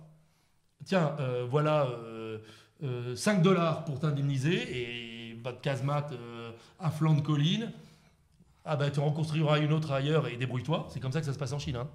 Et ça se passe comme ça dans la plupart des pays du monde. Quand on veut faire un barrage, quelque part, on pousse les populations qui s'y trouvent, on leur met un coup de pied au cul, ou si elles ne sont pas d'accord, on leur met une rafale d'AK-47. Comme ça, le problème est résolu. Et on construit le barrage hydroélectrique à cet endroit-là, et hop, que ça produit l'électricité. Donc aujourd'hui, tous les projets de barrages hydroélectriques qui sont en chantier dans le monde n'ont pour seul but que de stabiliser la part de l'hydraulique dans la fourniture mondiale d'énergie.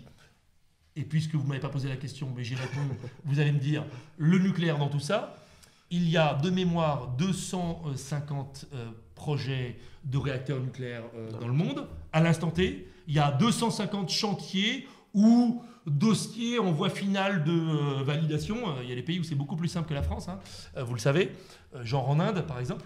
En Inde, c'est des Français d'ailleurs, Cocorico, qui vont peut-être fabriquer la plus grosse centrale nucléaire du monde, qui sera capable de mémoire d'alimenter en énergie 40 millions de foyers, mais c'est des foyers indiens, donc ils n'ont pas les mêmes besoins en énergie que nous. Hein. Donc, tous les chantiers de réacteurs nucléaires qui sont actuellement sur la table dans le monde n'ont que pour seul but de faire quoi? De maintenir la production électrique à l'état actuel en tenant compte de la progression de la consommation. Donc aujourd'hui, en faisant des chantiers qui vont déplacer 250 millions d'habitants pour faire des barrages hydroélectriques, en construisant des réacteurs nucléaires partout dans le monde, on est juste capable de maintenir en l'état la part de ces énergies dans la production d'électricité mondiale. Ouais. Combien de millions d'éoliennes, combien de milliards d'hectares de panneaux solaires faudrait-il construire pour que l'on puisse remplacer les énergies primaires carbonées par de l'électricité? Le chiffre n'existe pas, il n'est pas dans le rapport du GIEC, puisque le rapport du GIEC ne donne comme solution que de construire des barrages par milliers. Vous pouvez le vérifier. Dans le rapport du GIEC, ils disent « Pas de problème, la transition énergétique vers un monde 100% électricité est possible. Il suffit, et c'est découpé par chapitre, hein, ils disent « Bon, si on canalise tous les cours d'eau du monde qui peuvent produire de l'électricité, on a de quoi couvrir 4 fois les besoins en énergie de la planète. » Vous avez entendu? Si on canalise tous les cours d'eau que l'on pourrait canaliser et sur lesquels on pourrait brancher un barrage, pas de problème, on résout le problème de l'énergie. Ah oui, mais les populations qui en dépendent, on en fait quoi? Oui, mais les cultures qui sont derrière les barrages et les bassins d'eau et qui alimentent des milliards d'habitants en produisant du blé, on en fait quoi? Ou du riz, on en fait quoi? Non, il n'y a pas la réponse. Le rapport du GIEC dit, pas de problème, il y a la ressource hydraulique sur la Terre. Le rapport du GIEC dit aussi, pas de problème, il y a la ressource éolienne. Si on met des éoliennes partout dans le monde, en parenthèse, il faut les fabriquer. Hein. Comme les barrages, il faut fabriquer aussi un petit peu de béton. Hein. Si on met des éoliennes partout sur la planète, aucun problème. Il y a de quoi faire face aux besoins en énergie du monde. Alors le rapport du GIEC ne répond pas au problème de l'intermittence. Hein. Comme souvent avec le GIEC. Hein. Voilà, le GIEC dit, il n'y a pas de problème, en mettant des éoliennes partout, on peut donner de l'électricité à la planète entière. Et tout est comme ça. Donc aujourd'hui, la transition énergétique, que nous titrons Le troisième choc, c'est une vaste blague, parce que cette vaste blague consiste à nous dire tout va bien se passer, passez à l'électrique, donc chauffez-vous à l'électrique et roulez à l'électrique. Alors pour la petite histoire, Jean-Baptiste, je peux la raconter? Allez-y, et après on tâchera de conclure, il est presque 7h30 déjà. Merci. J'ai acheté il y a 48 heures une voiture électrique. Pas parce que je suis un adorateur, un admirateur secret d'Anne Hidalgo et de sa politique, mais parce que je me suis dit à un moment, on nous rebat les oreilles à longueur de journée à la télévision avec des publicités pour les voitures électriques. Vous pouvez regarder, allumez le journal de 20h après les questions-réponses. Vous allez voir que les pubs avant le journal de 20h et après le journal de 20h, c'est des bagnoles. Et elles sont toutes électriques. Sauf que les bagnoles électriques, aujourd'hui en France, c'est 0,7% du parc automobile français. Donc ça fait quand même pas beaucoup de Français qui ont des voitures électriques. J'ai reçu les chiffres ce matin dans ma ville de Versailles, qui est une préfecture. Il y a 87 000 habitants. Il y a 264 voitures électriques. Donc, vous voyez, c'est totalement epsiloneste. Ça représente 0,7% aussi du parc automobile versaillais. Mais j'ai acheté une voiture électrique. Pourquoi ? Pour expérimenter ce qu'on nous demande de faire. Je peux vous dire que c'est pas piquer des hannetons le coût de la voiture électrique. Parce qu'on vous file 10 000 balles, parce que c'est quand même ça l'histoire. On vous file des subventions avec votre argent. Tiens, encore une fois, on mobilise encore votre argent, votre épargne pour offrir à des gens qui n'en ont pas besoin des voitures électriques pour se déplacer. Alors moi, en l'occurrence, c'était pour arrêter de payer le stationnement à Paris, puisque figurez-vous qu'à Paris, c'est entre 4 et 6 euros de l'heure pour se garer avec une voiture thermique. Mais quand on a une voiture électrique, c'est gratuit. Merci Anne Hidalgo. Donc je me suis dit, comme j'en ai marre de payer 15 à 20 euros par jour de stationnement quand je fais des rendez-vous à Paris, je vais acheter une voiture électrique. Sauf que la voiture électrique, il faut la charger. Et là, c'est un poème. Pour vous dire que cette transition énergétique, et ça revient à ta question d'avant, la perte de sens des réalités d'une partie des élites. J'ai chargé ma voiture électrique hier sur une borne publique de la ville de Paris, Bélib, confiée en concession à Total Énergie pour 10 ans. Quand j'ai branché ma voiture, je ne savais pas quel était le tarif, parce que figurez-vous, c'est impossible de comprendre quel est le tarif. C'est déjà une tannée pour arriver à brancher la voiture. Je me suis repris à 3 fois, et je ne suis pas débile, je suis plutôt geek. Donc j'ai mis 3 fois pour réussir à brancher la voiture, et quand j'ai branché la voiture, elle s'est mise à charger. Et là, au bout de 2 heures, j'ai débranché, et enfin j'ai su à quelle sauce j'étais mangé. J'ai payé 17,10 € pour 11 kW, sachant que le kilowattheure en France, pour 11 kW, le kilowattheure en France est vendu en moyenne 15 centimes. Et donc moi j'ai payé 17 € pour 11 kW. Pareil, c'est un petit cours de mathématiques de rattrapage ce soir. Ce live vidéo est contribuable associé. Mais vous avez vite compris que j'ai payé entre 11 et 12 fois le prix du kilowatt pour recharger ma voiture. Et au passage, 17 € qui donne 11 kW, ça me permet de rouler 60 km. Donc ma voiture électrique, en me chargeant sur une borne publique de la ville de Paris, me coûte 2 fois plus cher à l'usage, voire même 3 fois plus cher qu'une voiture thermique. Alors évidemment, il y a un truc. Le truc, c'est surtout ne vous branchez pas sur une borne publique et chargez chez vous, parce qu'en revanche, au prix de l'électricité aujourd'hui, effectivement, 100 km en voiture électrique, ça coûte entre 2,5 et 3,5 €. Et là, c'est une excellente affaire. Le problème, c'est qu'il faut avoir un chez-soi pour brancher la voiture. 2,5 € le 100 km et 60 km d'autonomie pour 17 €, ce qui nous fait un 25 € à la louche. C'est ça, on est à un rapport de 1 à 10. Donc c'est 10 fois plus cher de se charger sur une borne publique que de se charger à domicile. C'est ça la voiture électrique, et c'est ça, mon cher Jean-Baptiste, la perte de sens des réalités d'une partie des élites. C'est-à-dire qu'il y a des mecs qui ne savent même pas faire une règle de 3 qui sont aux affaires. Jean-Baptiste, il faut vraiment les dégager, ça va pas être possible. On en vient à la conclusion. Donc ce livre, donc Dernière crise avant l'apocalypse, dont un des sous-titres est Cartographie du carnage à venir. Vous avez bien entendu ce qu'a dit Jean-Baptiste. On va s'apprendre. Tout n'est pas toujours. Je vais vous réfléchir, je vois pas comment on s'en sort. Très joyeux. C'est une forme de retour au réel quelque part, comme pour paraphraser un des premiers ouvrages de Gustave Thibon. Mais tout de même, à la fin de l'ouvrage, vous posez la question, est-ce que cet apocalypse est inéluctable, hein, et que faire pour éviter le pire? Posez-vous même la question. Quelles peuvent être les pistes? Qu'est-ce qu'on dit à la fin? Ça c'est une idée de Jacques Bichot. Je crois que vous dites qu'en gros, les Français doivent se bouger les fesses. Hein. Oui, c'est ça l'idée. Alors, je rends une nouvelle fois hommage, en la fin de ce live, à Jacques Bichot, qui m'a suggéré dans le manuscrit le tapuscrit avec les doigts, de citer Rudyard Kipling, moi qui suis un grand adorateur de Rudyard Kipling et en particulier de son poème célèbre If. On a mis à la fin du bouquin un passage. Si tu peux conserver ton courage et ta tête quand tous les autres les perdront, alors les rois, les dieux, la chance et la victoire seront à tout jamais tes esclaves soumis. Pour éviter une apocalypse qui s'annonce, il faut absolument lire cet ouvrage. Non, mais plus sérieusement, il faut absolument comprendre ce qui est en train de se passer. Moi-même, plein de fois dans ma vie, j'ai bientôt 50 ans, plein de fois dans ma vie, je n'ai pas voulu voir tel ou tel problème parce que c'est beaucoup plus simple de ne pas voir un problème. Et d'ailleurs, c'est une réalité que j'ai éprouvée moi-même. Il y a plein de problèmes qui se résolvent d'eux-mêmes quand on ne s'en occupe pas. Ça, c'est vrai. Hein. C'est Clémenceau qui disait, je crois, pour résoudre un problème... Non, c'est pas Clémenceau. Pour résoudre un problème, il suffit de nommer une commission. On crée une commission et puis finalement, le problème se résout lui-même puisque la commission... Bon, je suis pas sûr que ce soit Clémenceau. Hein, c'est Accueil, le petit percueil. Donc, bon... Merci à notre nombreux public dans la salle de m'aider à retrouver la citation. Là, le problème de l'énergie, on va se le prendre. Direct, on est déjà en train de se le prendre. Le problème de la natalité, on est dedans, mais jusqu'au cou.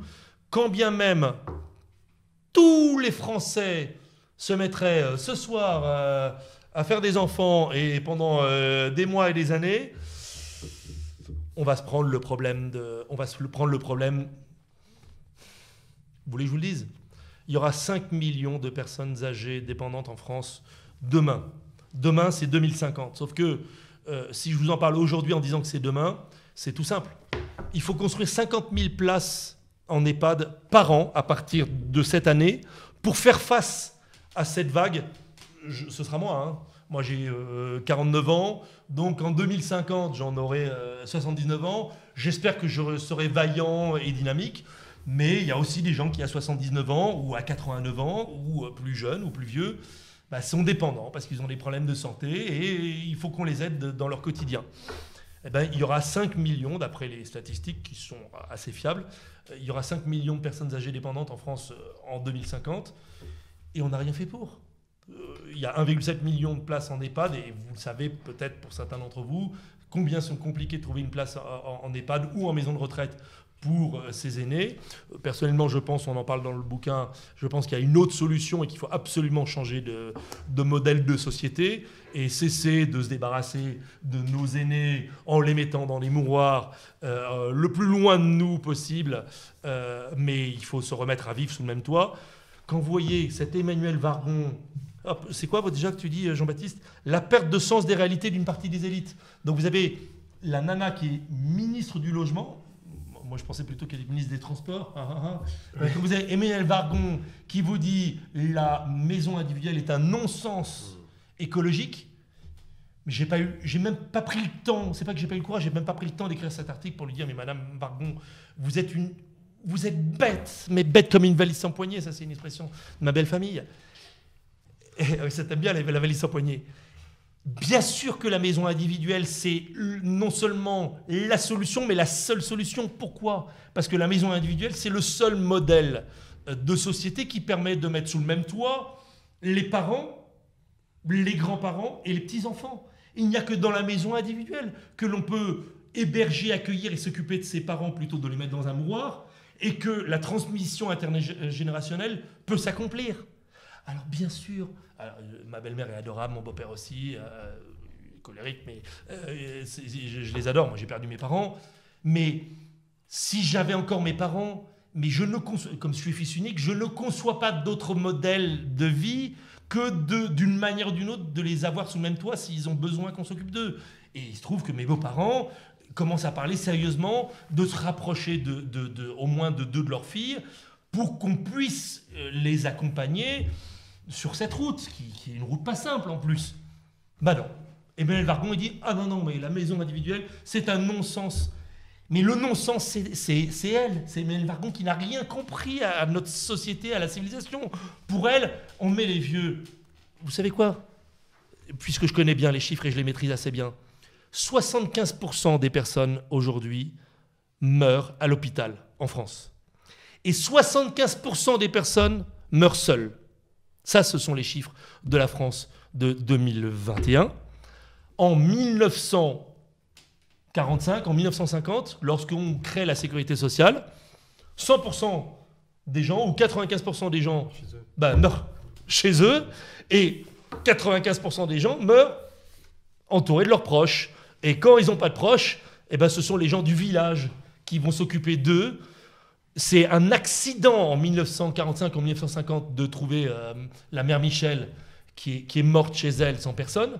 Parce qu'en fait, en 1945, en 1950, quand la mère Michel décline bien, le maire du village, le curé, et tout le monde s'organise pour trouver une solution et s'occuper de la mère Michel pendant les derniers jours. Quand bien même elle a plus ou le fils est mort à la guerre, ou le fils est parti loin et il n'aura pas le temps de revenir.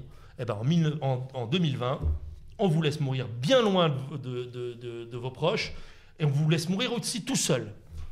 Je ne vais pas vous faire le topo sur la crise de spiritualité que nous affronterons aussi. Mais tout est lié, hein. C'est pas mon créneau, mais tout est intimement lié. Allez, on dira que c'était le mot de la fin. Merci beaucoup. Le mot de la fin, c'est qu'il y a de l'espoir. Oui. Le mot de la fin, c'est qu'il y a de l'espoir. Le mot de la fin, c'est le mot du début pour Jacques Bichot et moi-même. Au tout début du bouquin. La dédicace. La dédicace à tous les enfants de notre petite planète. Au début, je l'avais proposé à tous les petits-enfants français. Bon, à tous les enfants de notre petite planète. On n'est pas là pour vous faire peur, Jacques Bichot et moi-même, Jacques Bichot 77 ans et moi 49 ans, on n'est pas là pour vous faire peur en vous disant « Ouh là là là là là, ça va être très compliqué ». Mais oui, ça va être très compliqué. C'est encore à nous, notre génération, la génération du dessus, d'essayer de trouver des solutions. Mais oui, ça va tanguer très très très très très très fort. Mais si vous accrochez bien au bastingage, si vous souquez quand on vous dit de souquer, si vous vous mettez à l'abri quand on vous dit de vous mettre à l'abri, on va la passer la vague. Il se trouve que cette analogie, qu'une de mes analogies que j'utilise régulièrement, je l'ai entendue dans la bouche d'un homme politique il y a quelques jours, où il a dit qu'il y avait deux façons de voir les choses. De dire « Oh là, il y a une tempête au large, mais c'est pas grave, vous inquiétez pas, tout va bien se passer, on gère la situation, vous inquiétez de rien ». Là, on a très peur, parce qu'en fait, on n'a pas vraiment confiance au capitaine du bâtiment. Et puis, il y a l'autre solution qui consiste à dire ça va être très très dur. Il y a une énorme vague devant nous, on va se prendre une énorme tempête. Ah oui, ça va secouer, mais on tient la barre, accrochez-vous, suivez le mouvement et ça va bien se passer. Moi, je vous propose la deuxième solution, cette solution qui consiste à prendre conscience des difficultés qui sont les nôtres et à prendre individuellement des décisions qui vous permettront, vous et votre famille, vos proches, d'affronter les difficultés qui sont devant nous. Merci Jean-Baptiste Giraud, merci à tous. Alors je rappelle le titre une dernière fois de votre ouvrage, l'ouvrage de Jean-Baptiste Giraud et Jacques Bichot, Dernière crise avant l'apocalypse. Alors sachez que vous pouvez vous le procurer sur la boutique de Contribuables Associés, sur notre site touscontribuables.org. Pour 10 exemplaires achetés, un exemplaire offert. Non, mais vous rigolez, mais lorsque le bouquin est sorti, j'ai reçu un certain nombre de photos d'amis, ou même de relations, y compris politiques, y compris un écologiste de droite, que je vais saluer dans cette vidéo, parce que quoi, tout n'est pas perdu. Jean-Marc Governatori m'a envoyé une photo. Il était candidat à la primaire des Verts. Hein. Jean-Marc Governatori a des idées assez arrêtées sur certains sujets, des idées intéressantes, il n'est pas anti-nucléaire. Et il m'a envoyé une photo, il a acheté 10 exemplaires du bouquin pour l'offrir autour de lui. Il pourra en racheter 10 autres sur notre site. Voilà. Donc sur notre site, sur notre boutique touscontribuables.org. N'hésitez pas non plus à aller sur notre boutique pour vous procurer les études de Contribuables Associés, livre noir des gaspillages, une étude sur la dette publique et notre dernier numéro de Tous Contribuables sur les éoliennes. Alors, un grand pardon pour cette émission parce qu'elle ne s'est pas déroulée tout à fait comme nous le souhaitions. Nous avons eu, alors on parlait de crise de l'énergie et autres avec Jean-Baptiste, mais nous avons eu des gros problèmes de connexion, ce qui fait que notre chat a sauté et que nous n'avons pas pu recueillir en direct vos questions. Des milliers de questions. Des milliers de questions, mais ça partait bien. Ça une ficelle pour dire on n'a pas de questions, c'est ça? Non, c'est vraiment pas le cas. Ça a surtout permis à Jean-Baptiste Giraud de développer encore plus sa pensée et d'avoir été si brillant pendant près d'une heure et demie. Je pense que c'était un truc pour dire que j'ai été beaucoup trop long et que donc vos questions passent à l'as parce qu'il faut arrêter la vidéo. Alors, sachez que cette émission sera rediffusée dans la soirée. Merci à tous. Merci encore une fois Jean-Baptiste Giraud et à bientôt. Vous pouvez m'interpeller sur les réseaux sociaux pour me poser vos questions et j'essaierai d'y répondre. J'ai un compte Twitter que vous retrouvez facilement avec mon nom de famille, parce que le compte Twitter est un peu particulier, mais si vous tapez Jean-Baptiste Giraud Twitter, vous allez me trouver. Vous pouvez m'interpeller, je répondrai avec grand plaisir. Je répondrai aussi sur Facebook, n'hésitez pas. Je pense que si vous avez des questions à me poser, le plus malin, c'est de les poser ouvertes et pas fermées. Comme ça, on interagit et d'autres personnes viennent s'y greffer et on crée le buzz et on diffuse la bonne parole. Et pour ceux qui n'ont pas Twitter, qui ne sont pas connectés à Twitter, vous pouvez nous transmettre vos questions à Jean-Baptiste Giraud sur l'adresse mail de Contribuable Associé, contact@contribuable au pluriel.org, contact@contribuable.org. Encore une fois, merci à tous, à bientôt, bonne soirée.